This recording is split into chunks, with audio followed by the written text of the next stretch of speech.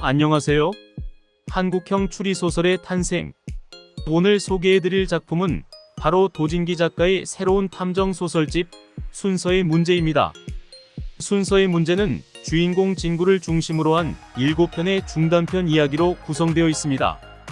변호사로 활동하면서 추리소설 작가로서도 활동 중인 도진기 작가는 2010년 한국추리작가협회 미스터리 신인상을 수상하며 데뷔했습니다. 2014년 유다의 별로 한국추리문학 대상을 받았으며 변호사 고진이 등장하는 장편소설 연작 고진 시리즈도 화제를 모았습니다. 최근작으로는 애니, 복수법률사무소 등이 있습니다.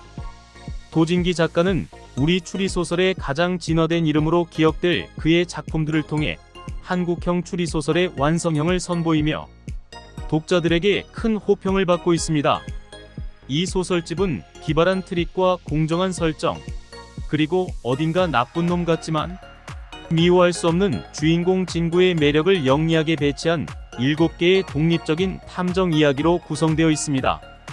주인공 진구는 고시원에서 생활하며 대리운전으로 생계를 꾸려가는 20대 초반으로 사실상 백수나 다름없는 처지입니다. 대학에서 법학을 복수 전공했지만 그나마도 중퇴하고 사회의 뒷거리에서 살기로 결심한 그는 여자친구 해미의 말을 빌리자면 의지방약의 장래성이라고는 없는 인물입니다.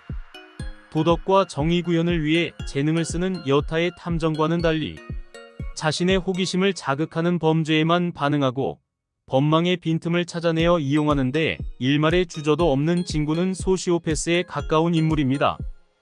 비상한 두뇌와 마비된 모럴로 범죄의 진실을 파헤치는 그는 가끔은 범죄자만큼이나 악해 보이기까지 합니다. 한편 해미와 함께 있을 때는 우리 주변에서 흔히 볼 수 있는 평범한 20대 청년이 되기도 합니다. 그런 그의 이야기 중 몇 가지를 소개해 보겠습니다. 첫 번째 이야기는 소설의 제목이기도 한 순서의 문제입니다. 여기에서는 진구가 법의 허점을 이용해 범죄의 진실을 밝히고 그 대가로 돈을 얻어내는 모습을 볼 수 있습니다.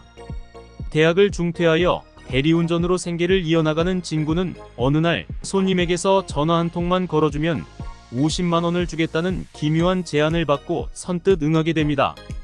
그 제안은 바로 원주 터미널로 가서 손님이 건네준 휴대폰으로 자신에게 전화를 걸라는 내용이었습니다. 약속한 보수를 받고 돌아가는 길에 그는 얼마 전 손님의 의붓 아버지가 자살했다는 것을 알게 됩니다. 돈과 관련된 범죄임을 직감한 진구는 그의 뒤를 파헤치지만 자필로 쓴 유서가 발견되는 등 자살이 확실하다는 경찰의 말에 더욱 범죄의 냄새를 맡고 본격적으로 사건을 파헤치기 시작합니다. 의붓 아버지는 자살하고 어머니는 사이비 종교에 빠져서 가출해버려 사실상 의붓 아버지의 전 재산이 모두 그 손님에게 들어가버린 상황. 의붓 아버지가 바다에 빠져 자살을 할 때 회사에서 철야 근무를 하면서 완벽한 알리바이를 만들어둔 손님은 왜 진구에게 원주에 가서 자신에게 전화를 걸라고 했던 걸까요? 과연 그 휴대전화의 주인은 누구일까요? 그 다음 이야기는 짧은 소품격인 대모사는 너무 멀다입니다. 진구가 해미가 전날 지하철에서 마주친 남자에 대해서 말하는 몇 마디 말로 사건의 전모를 완벽하게 파악해냅니다. 탐정 진구의 천재성을 보여주는 일화로 앞서 순서의 문제로 거액을 손에 넣고 고시원에서 왕십리 아파트로 이사한 진구의 모습이 그려집니다. 개인적으로는 여러 사건들과 트릭들이 얽히고 설키면서 가장 현실적인 이야기를 그려낸 티켓다방의 죽음이 마음에 들었습니다.